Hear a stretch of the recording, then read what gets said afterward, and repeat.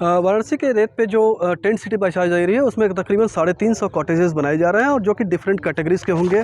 उसमें जो सुविधाएं हैं उसके हिसाब से जो छोटे छोटे कमरे या कॉटेजेस बनाए गए हैं उसमें क्या खास चीज़ें हैं उसको बताने के लिए जो इस पूरे जो टेंट सिटी के जो स्ट्रक्चर बनाने वाले हैं या जो उसको मैनेजमेंट करने वाले हैं उनके वरुण पांडे जी हमारे साथ हैं। वरुण जी, बहुत बहुत शुक्रिया, आपका धन्यवाद कि आपने नवभारत टाइम्स ऑनलाइन को समय दिया। ये हम लोग एक कॉटेज पे खड़े हैं। सबसे पहले बताएं कि कितने कैटेगरी के कॉटेजेस हैं और क्या क्या खास चीज़ें, अगर आप खुद चल के दिखा सकें। चलिए, नमस्कार, बहुत बहुत धन्यवाद आपका। हम लोग यहाँ पे अभी फर्स्ट फेज़ में अप्रॉक्सीमेटली 150 कॉटेज लॉन्च कर रहे हैं डिफरेंट कैटेगरीज़ में।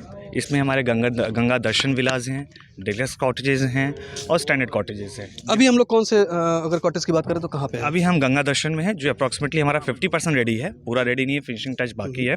इस जैसे मैं आपको दिखाऊं तो इसके अंदर आप देख सकते हैं जी। ये अभी मुझे लगता है कि कुछ अधिकारी भी आए हुए हैं, जैसे सुनील वर्मा जी दिखाई दे रहे हैं, काशी विश्वनाथ मंदिर न्यास के हैं, और बीडीए के जो हैं अधिकारी वो भी यहाँ पे हैं। एक बार उनसे भी बात करने की कोशिश करते हैं। सर, बहुत बहुत आपका शुक्रिया कि आप मिल गए यहाँ पे, मौका मुआयना करने आए हैं।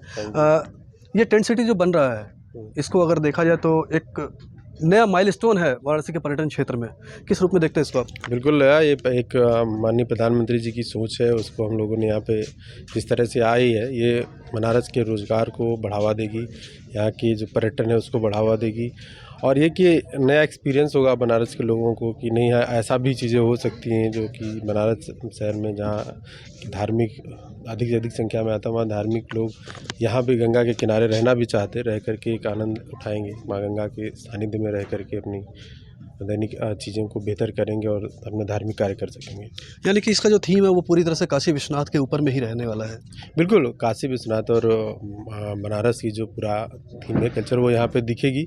साथ ही साथ ये भी दिखेगा कि कैसे मतलब लोगों को यहाँ ज़्यादा से ज़्यादा जोड़ा जा सकता है गंगा के किनारे, और अपने धार्मिक क्रियाकलाप कराने में उनको कैसे ये टेंट सिटी और बढ़िया भूमिका निभाती है, इसको हम लोग और आगे विस्तार करने की सोचेंगे फ्यूचर में।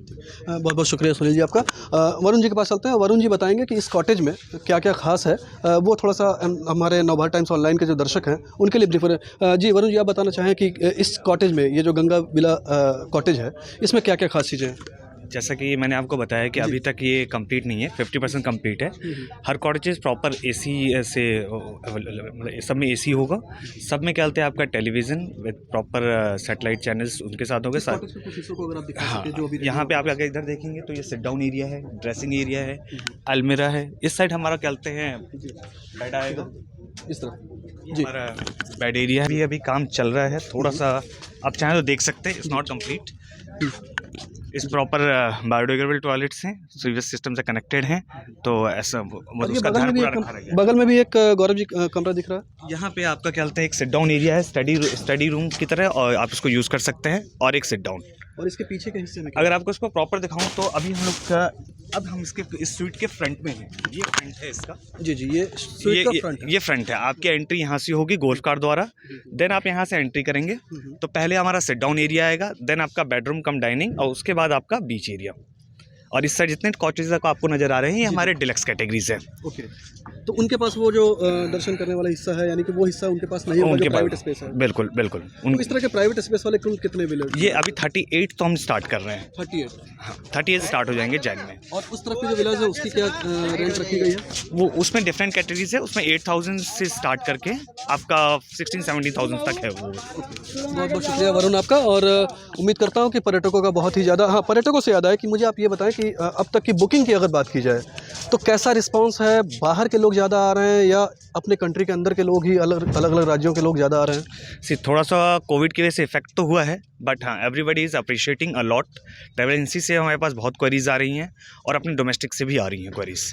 रेशियो ऑलमोस्ट आप कह सकते हैं कि इस समय डोमेस्टिक का बहुत ज़्यादा है। हमें लगता है टेंट सिटी बनने से व्यक्ति यहाँ निवास भी करेगा, गंगा स्नान भी करेगा, और अपने आध्यात्म की जो दिनचर्या है उसको भी वो छू सकेगा, और सुबह से सूर्यास्त से लेकर सूर्य उदय तक वो अपने आप का जीवन एक गंगा की गोद में यापन करेगा। निश्चित ही ये आध्यात्म से पूरा जुड़ा हुआ टेंट सिटी होगा, और जो यहाँ आएगा वो काशी को छूते हुए जाएगा, काशी को स्पर्श करते हुए जाएगा, और अपने जीवन की कड़ी में एक याद बनाते हुए जाएगा। लेकिन गुरुजी, कई मंदिरों के महंत और बनारस के धर्माचार्य हैं जो वो सवाल उठा रहे हैं कि जो सात्विक जो चरित्र है एक गंगा नदी के किनारे रहने का, मल जल से लेकर के खान पान तक, क्या उसका ध्यान रखा जाएगा? इसको लेकर के संशय की स्थिति है। सभी महंत जो आध्यात्म से जुड़े हैं उनको पता होना चाहिए कि यहाँ से 120 किलोमीटर दूर प्रयागराज है। वहाँ पर विश्व का सबसे बड़ा कुंभ होता है और माघ मेला होता है।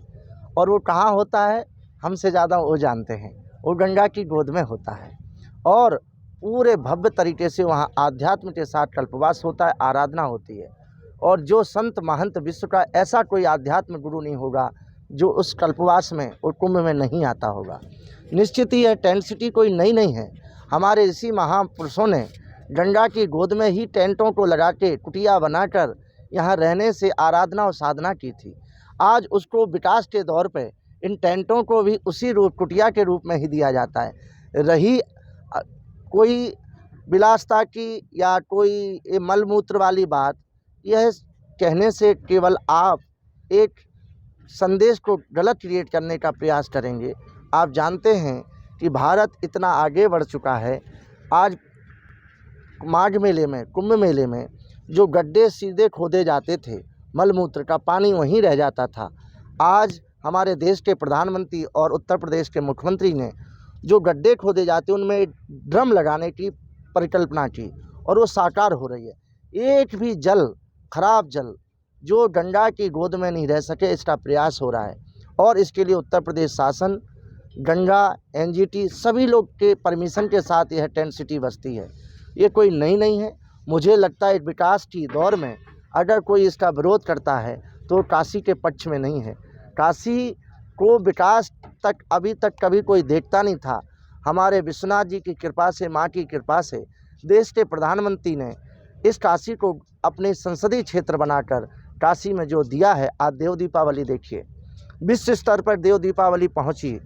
काशी की प्रधानता थी देव दीपावली, लेकिन विश्व स्तर पर प्रधानमंत्री ने जोत जला के उसको पहुंचाया। आज देखिए विश्वनाथ मंदिर में कितने लोग दर्शन के लिए आ रहे हैं। नौकाया वालों से पूछिए, वो रोजी रोटी के लिए तरसते थे, केवल देव दीपावली उनका रोजगार था। आज घाटों पे नौका नहीं है, उनका रोजगार है।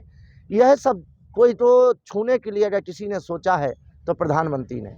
आज सीएनजी की नाव चल रही हैं, तो ये कभी जब धुआं उड़ता था तो वही महंत लोग गाड़ी में बैठते थे ना, नाव में बैठते थे ना। लेकिन ये सब चीज़ हो रही है और मैं उनसे प्रार्थना करूंगा कि इन सब चीज़ों में उनकी आहुति होना चाहिए और काशी के विकास में उनका योगदान होना चाहिए।